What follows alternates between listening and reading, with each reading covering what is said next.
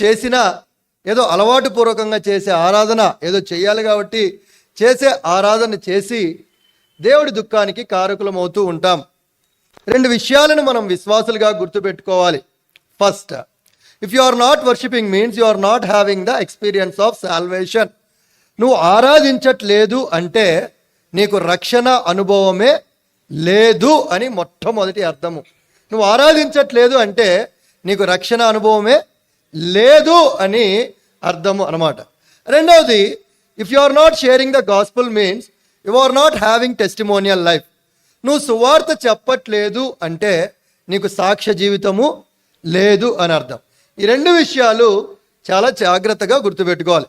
మొట్టమొదటిగా నువ్వు ఆరాధించట్లేదు అంటే నీకు రక్షణ అనుభవమే లేదు.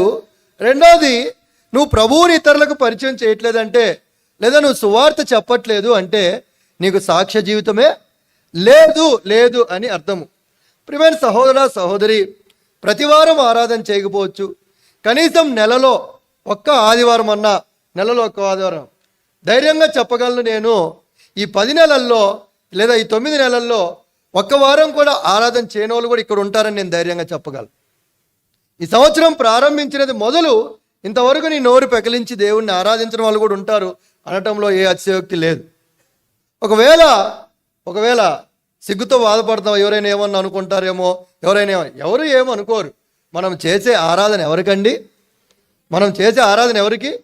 మనుషులకు కాదు. మనల్ని జడ్జి చేయాల్సింది మనుషులు కాదు. మనము అట్లని నువ్వేదో సేవకుడు లేదా పరిచారకుడు చెప్పిన వాక్యమంతటిని వల్లిస్తే నువ్వు మంచి ఆరాధకుడు అంటే అది కూడా కాదు. అర్థమవుతుందా అండి? అది కూడా కాదు. The intention with which you are worshipping is more important than the intensity. అర్థమవుతుందండి? నీకు ఎన్ని వాక్యాలు వచ్చు, ఎన్ని వాక్యాలు వల్లించావు అనేదానికంటే ముందు నువ్వు ఎట్టి మనసుతో ప్రభువుని ఆరాధించావు అనేది చాలా చాలా ముఖ్యం. చాలాసార్లు ఈ మొహమాట దృక్పథంలో ఉంటాం. ఏమని? ఎవరైనా నవ్వుతుంటారేమో, ఎవరైనా ఏమన్నా అనుకుంటారేమో, మాకు చదువు సరిగ్గా రాదు కదా, మాకు వాక్యం సరిగ్గా రాదు. 2 మాటలు చాలు. ప్రభువా, నేను పాపిని, నా పాపాల కొరకు నువ్వు ప్రాణం ఇచ్చావు, అందుని బట్టి నేను నిన్ను ఆరాధిస్తున్నా. ప్రభువా, ఇంత చేసి నేను నీకు ఏం చెల్లించగలను? నా కొద్ది ఆరాధన నీకు యేసునామంలో చాలు. అర్థమవుతుందా అండి? అర్థమవుతుందా?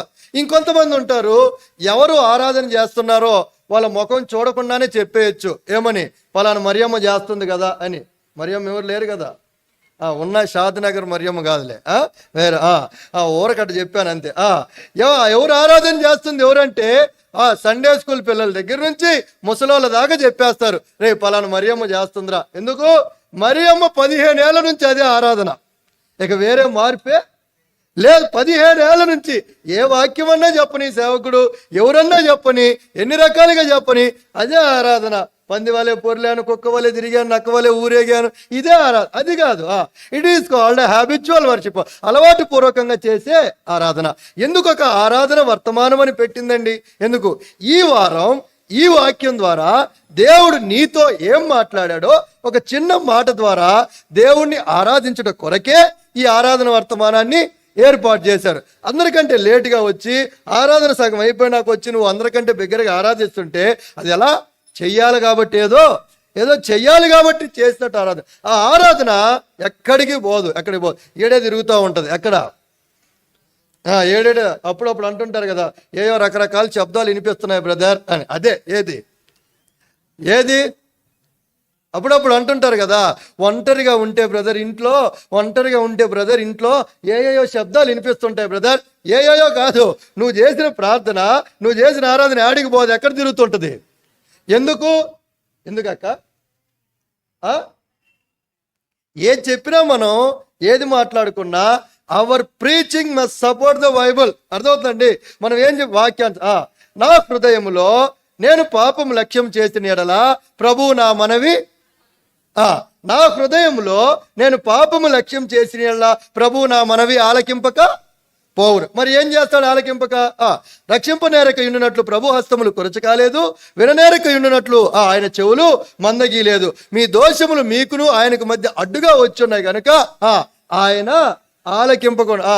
మనకి దేవునికి మధ్యలో ఏమొచ్చి పడి? ఒక షీల్డ్ లాగా వచ్చి పడిపోయినాయి. ఏంటి? మన అని మందిలో మిరియాలు చల్లద్దక్క, నా పాపం ఏంది?